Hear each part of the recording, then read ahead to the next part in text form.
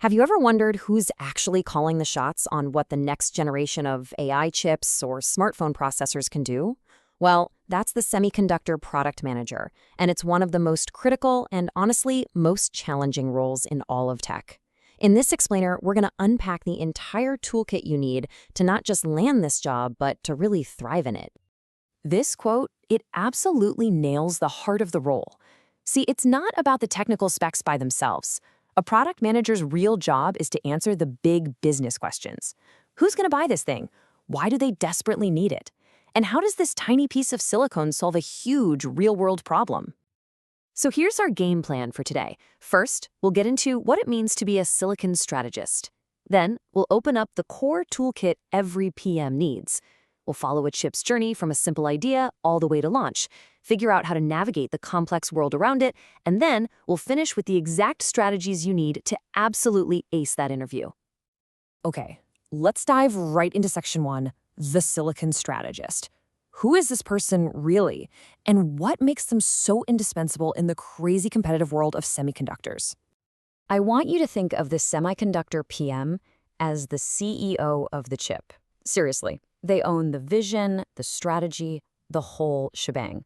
But their most important job is to be the ultimate bridge. They're the central point, connecting the genius engineers designing the chip, the sales teams out there selling it, and of course, the customers who will use it. And the products they manage? This is the stuff that's literally shaping our future. We're talking about the brains behind AI, the processors in our phones, the chips that make our cars safer, and the hardware powering our 5G world. So this isn't just about managing one product, it's about steering the direction of technology itself. Okay, so being the CEO of a chip sounds pretty awesome, right? But what foundational knowledge do you actually need in your toolkit to pull it off? Let's break that down. So on one hand, you have the business side of the toolkit. You're not just defining a strategy. You're a leader, the glue that holds engineering, sales, and even legal together. You're making these high-stakes pricing calls that can make or break a product. And then you get to orchestrate the entire go-to-market launch. It's a massive scope of responsibility. But business smarts are only half the battle. You also need some serious technical credibility. You have to understand SoC architecture to know what's even possible, and why choosing a 5nm chip node over a 7nm one has huge implications for cost and performance. And you absolutely must live and breathe PPA. That's power, performance, and area. Because pretty much every single decision is a trade-off between those three. Want more performance? Well, it's going to cost you more power and take up more physical space on the chip. And this right here is the absolute key. Nobody expects the PM to be an expert chip designer, but you have to speak the language. You've got to understand the engineering constraints so you can make smart business decisions and have a real credible conversation with your engineering team. So we've got the business skills, we've got the tech foundations. Now in section 3, let's see how a PM actually uses that toolkit in the real world. We're going to follow a chip's creation from a simple idea all the way to a global launch. This is where strategy really meets execution. It all kicks off with market research, really getting to the bottom of the customer's pain points. That knowledge gets turned into these key documents that guide engineering. From there, it's a nonstop process of prioritizing features, working with engineers, and steering the product through huge milestones like tape-out, which is when the final design gets sent off to be manufactured. And then finally, the PM leads the charge for the big launch and makes sure it grows in the market. Now, at the very heart of this process are two super critical documents. Think of these as the PM's main tools for keeping the entire company on the same page. The MRD, or Market Requirements document, is all about the what. What problem are we solving?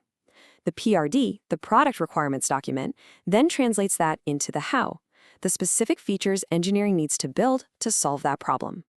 You know, no chip is an island. So in this section, we'll see how a great PM has to be a master navigator, not just of their internal teams, but of the entire external world of business and technology. A PM's unique superpower is being bilingual. In the morning, you might be debating cache hierarchy with the chip architects. In the afternoon, you're presenting the profit and loss forecast to the finance team.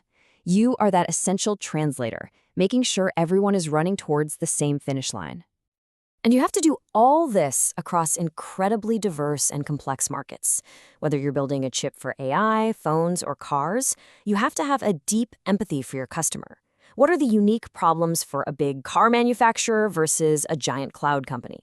The answer to that question shapes your entire product strategy. All right, this is the part you've been waiting for. We get the role, we get the skills, we get the process. So, how do you prove you have what it takes when you're in that interview? You are absolutely going to get technical questions. When they ask about PPA optimization, they don't just want a definition. They want to know if you understand that cranking up performance might increase power draw and the size of the chip, which drives up the cost. They're testing if you can think in trade-offs. Then comes the business strategy. A question like this isn't looking for one magic number. They're looking for your thought process. Are you thinking about the manufacturing cost, the value it creates for the customer, what competing chips from NVIDIA or AMD are priced at? How you think is so much more important than the final answer. And finally, they're going to throw you a curveball, a crisis. Lower yield means higher costs, potential delays. What's the plan? The interviewer wants to see if you can stay cool, gather the data, work with engineering and finance, and communicate a clear plan to leadership. This is a test of your real-world problem-solving chops. And if you ace that interview, there's such a clear and rewarding path for growth. You can go from an associate PM, learning the ropes, all the way up to a VP of product who sets the strategy for an entire portfolio of chips. As you can see, growing in this field isn't just about managing bigger teams. It's about that continuous blend of deep technical insight and sharp business vision. Just let this sink in for a second. The best PMs, they aren't just project managers checking boxes to ship a product on time. They are market makers. They're obsessed with creating a product that doesn't just sell, but one that defines a category and delivers a massive impact for their customers. So let's bring it all home. As we've seen, the keys to success are pretty clear.